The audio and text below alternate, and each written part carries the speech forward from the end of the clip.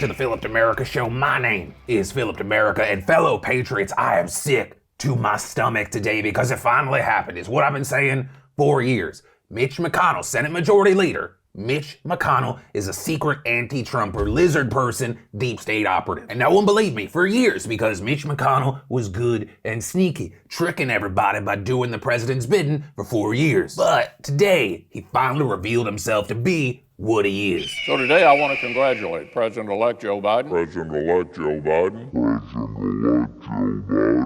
It makes me sick. What, man? You expect me to believe that Joe Biden is president-elect of the United States because what? Via the popular vote, he got 7 million more votes than Donald Trump, and by a state-by-state basis, he got more electoral votes and Donald Trump and his people just because all their cases in court got thrown out and laughed at because they didn't have evidence of the things that they've been saying publicly, and the Supreme Court, which Donald Trump put a third of the justices on, wouldn't even hear the big case, and the Electoral College voted yesterday and said that Donald Trump lost the election. All of a sudden, that makes me go, yeah, Joe Biden's my president-elect. Give me a break. As Democracy Gobbler 69 said on Parler, this is a sham. Joe Biden is not my president because I believe in, say it with me, state rights. And specifically, I'm speaking of the state of denial. And that's all I'm gonna do with that. My throat can't handle that anymore. That's what she said. But yeah, Mitch McConnell and now a few other Republicans have acknowledged Joe Biden as the president-elect. But also, I'm not gonna applaud them for doing the bare minimum. It's been 6 weeks. Literally, Vladimir Putin acknowledged Joe Biden as president-elect before Mitch McConnell did. Also, of note, yesterday we saw Attorney General William Barr announce that he was resigning from his position. And this was really interesting to see. Barr has been one of Trump's closest loyalists until about 2 weeks ago when he said the Department of Justice found no evidence of widespread fraud in the election. Something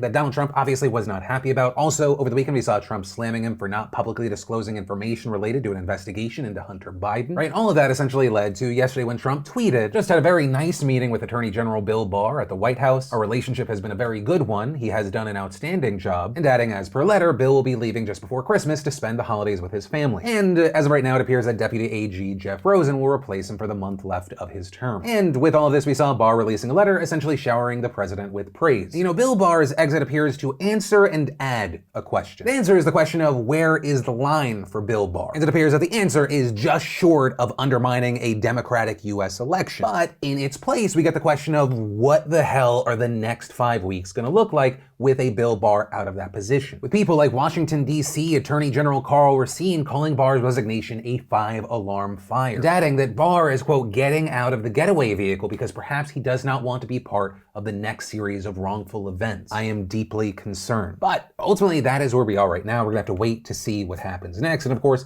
I'll pass the question off to you. What are your thoughts about all of this? And also, in 2021, should I give Philip DeMerica his own show? I don't even have to change the name of the show. Still the PDS. Let me know by hitting that like button. And then let's talk about a whole batch of entertainment/social media news, starting with Lizzo popping up in the news. And I can't help but feel sympathetic towards Lizzo here. Obviously, as far as her music career, she is very successful, but as far as her weight, it feels like she cannot win. For Lizzo to me has always been someone that was like, whatever feels good for you, love yourself, be happy, you are worth it. And if you follow her on social media, sometimes she wears very revealing things. It often gets a lot of love from the body positivity community. She also gets trashed a lot. I even remember earlier this year where it was like a meme and a trend to build out Lizzo as like a huge lineman or a power running back in Madden. So she's constantly bashed about her weight, some people just making her just that one thing. But over the last 48 hours, we ended up actually seeing the opposite of that, with Lizzo getting massive backlash on social media for talking about doing a 10-day juice cleanse. Something that she said she did because in reality, November stressed me the fuck out. I drank a lot. I ate a lot of spicy things and things that fucked my stomach up. And I wanted to reverse it and get back to where I was. I'm so proud of myself. I'm proud of my results. My sleep has improved, my hydration, my inner peace, my mental stability, my body, my skin, the whites of my eyes. Like, I feel and look like a bad bitch. And I think that's it. I'm a big girl who did a smoothie detox, and I wanted to share that with you guys. I got exactly what I wanted out of it, and every big girl should do whatever they want with their bodies. And a big part of why she said that is she was getting slammed for promoting diet culture, people saying that she was hating on herself and big girls. You know, I look at this story and I can't help but just kind of repeat what I've said for the past decade. Body positivity needs to be about self-respect, self-love, knowing that you are a human being no matter what, and you are worth it. But that shouldn't devolve into we need to promote an unhealthy lifestyle, or if you're trying to change something for you, that you actually hate yourself and others who look like you. I'm a big guy, as I talked about in one of my last DeFranco Does videos. I'm actually 256 pounds right now. And with this weight gain came higher blood pressure. I'm on medication to manage that now. And as a bigger person currently, I am still just as deserving of love. I still have all the value in the world, but for my own personal reasons, especially because as a man, I do not get criticized about my weight as much as women do. Every day, I'm trying to break more and more bad habits by introducing better ones, or at least things to temporarily disrupt or shake things up. And I imagine I'm actually doing that for similar reasons to Lizzo. I don't hate myself, I love myself, and I'm trying to treat myself like someone I love. With the goal being, if I can get to this place as far as my health where I'm happier, day to day I should be happier, and hopefully it also allows me to live longer and thus love myself longer. Some people out here just acting like this is the betrayal of the highest degree. I don't know, it's just crazy to me. And then we had Dave Chappelle back in the news. You might remember a few weeks ago we saw him asking people to boycott him, or more specifically boycott Chappelle's show. And that because he's not getting paid for it. And so we actually saw Netflix, which has other deals with Dave, dropping the show. Many people then wondering what happens from here because Viacom didn't just give this to Netflix. And the update we got today is that HBO and HBO Max will be removing Chappelle's show at the end of the year. So if you ever wondered how influential and powerful Dave Chappelle is, I think we all have the answer here. Then we had the smartest of the dumb douchebags back in the news, Jake Paul. This because he made a video calling out Conor McGregor, saying that his team sent him a $50 million offer to fight. Also taking a shot at Conor McGregor's wife, I guess, in hopes that that'll rile him up to punch him for money. Or maybe you're jacking off because you're sick of f***ing your wife. I mean, she's a 4 Conor. You could do a lot better, but happy Monday! Now, as far as would a fight like this actually happen, especially in the shadow of Mayweather versus Logan Paul, I don't think that it is in Conor McGregor's best interest. You also have seen Dana White saying there is zero chance, with Dana White offering what I think would be a much more interesting proposal, telling TMZ Sports, I'm thinking of letting Amanda Nunes knock his ass out, which, Dana, oh my God, yes please. Amanda Nunes, Jake Paul, in the octagon, let's go. And in fact, Nunes tweeted, I'm in. I will pre-order that pay-per-view today. But from that, let's take a second to pay the bills and thank the sponsor of today's show, a new and improved Phil.Ting.com. So Ting Mobile has just launched brand new plans to help you save even more on your monthly phone bill. Get talk and text for only $10 a month, 5 gigabytes for $25, and even unlimited from $45. And Ting's Flex plan is their pay for what you use pricing model, but even cheaper. Just $5 per gigabyte, and like always, data usage is shared across all your devices, so the more phones on one account, the less you pay per device. So whether you use 2 or 20 gigabytes a month, there is a perfect Ting plan for you and your family. And almost any phone will work on Ting, even the latest iPhone, Galaxy, and Pixel devices, and you get to keep your number. It just makes sense. So go to Phil.Ting.com to check your current phone, create an account, and pick the plan that's right for you. Then Ting sends you a SIM card that you'll pop in your phone and activate in minutes. The next generation of Ting Mobile is officially here. See how much you could save at Phil.Ting.com and get $25 off of your bill. And then we need to talk about this absolutely massive Russian hack. So if you didn't see, yesterday Trump administration officials told reporters that the State Department, the Department of Homeland Security, and parts of the Pentagon had been victims of a suspected Russian hack. Right? And the fact that these top national security agencies were hacked is incredibly alarming and also arguably embarrassing. And these top agencies were far from the only ones that were hacked. In fact, the hacks were first confirmed the day before when officials at the Department of Treasury and Commerce reported that key networks had been breached, adding that the attackers had free reign of their email systems, though notably the extent of the hacks and the damage they've done so far is not yet known. But officials have said that the number of federal agencies that were hit is expected to grow, though, as of recording, the only other one that was reportedly hit and that we haven't already mentioned is the National Institutes of Health. Now, as far as when this happened, according to reports, the systems were infiltrated months ago, but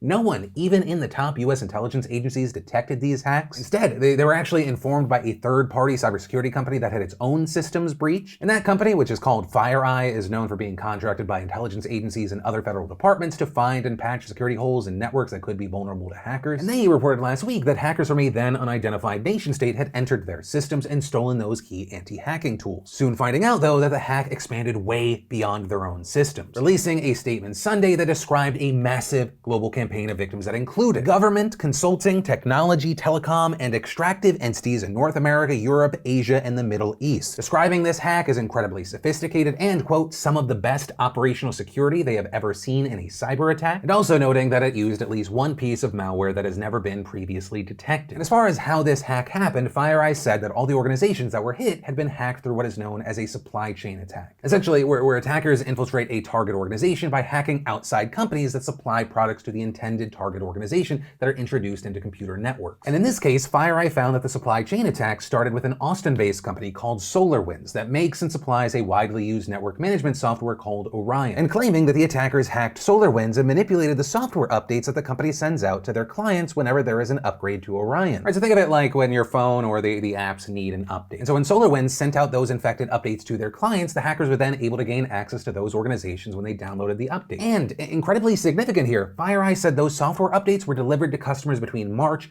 and May, meaning that these hackers essentially had free reign over these systems undetected for the better part of a year. And as far as how many places were impacted, right now it is not totally clear. But according to reports, SolarWinds has over 300,000 clients, including 33,000 that use Orion. And in a federal securities filing on Monday, the company said that fewer than 18,000 of its customers may have installed the corrupted software, though it did not know how many systems were actually hacked. And also, notably here, the experts say that the number is actually much, much lower. This including Charles Carmichael, a senior vice president at FireEye, who told reporters, "We think the number who were actually compromised were in the dozens, but they were all the highest value targets." Right, but that is still massively important because more important than how many people were affected, it's who. And in addition to the other government agencies that have said that they were impacted, SolarWinds also has contracts with all 5 branches of the military, the executive offices of the president, the CDC, and the National Security Agency, which is of course the world's top electronic spy agency. But also, SolarWinds has other clients around the world, and its services are used by almost all Fortune 500 companies. Right, and that's in addition to other really high security places like the Los Alamos National Laboratory, where nuclear weapons are designed, and some major defense contractors such as Boeing. But of course, notably, it is unclear right now how many of those organizations were hit in this attack or how many of these high-profile places use Orion. Right, as reports have noted, the presence of the software is not by itself evidence that each network was compromised and information was stolen. But investigators have also said that the hackers used multiple entry points in addition to the compromised Orion software update. And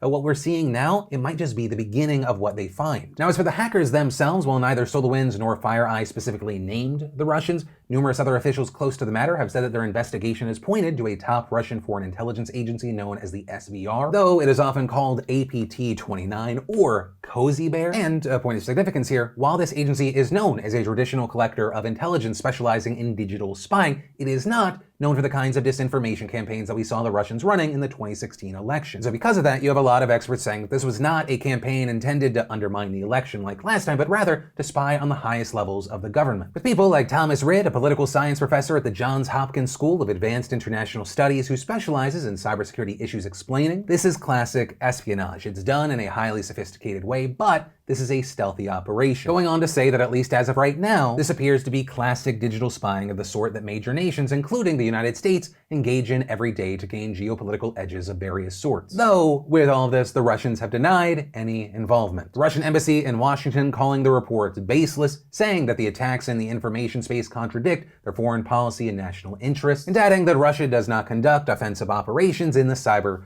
domain, which, yeah, let's just take their word for it. Russia's pretty chill and honest when it comes to the States. And that, you beautiful bastards, is where I'm gonna end today's show. As always, thanks for being a part of my daily dives in the news. Also, if you're new here, join the family, hit that subscribe button. And hey, if you're looking for more to watch, maybe you missed yesterday's Philip DeFranco show, or you wanna check out that brand new DeFranco Does video I just put out, you can click or tap right there to watch either, or it's in the top description down below. But with that said, of course, as always, my name's Philip DeFranco. You've just been filled in. I love yo faces, and I'll see you tomorrow.